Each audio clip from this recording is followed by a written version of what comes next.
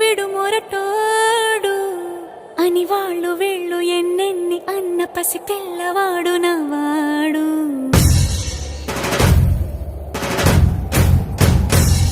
విడు ముండోడు అని ఊరు వాడ అనుకున్న గాని మహారాజు నాకు నవాడు.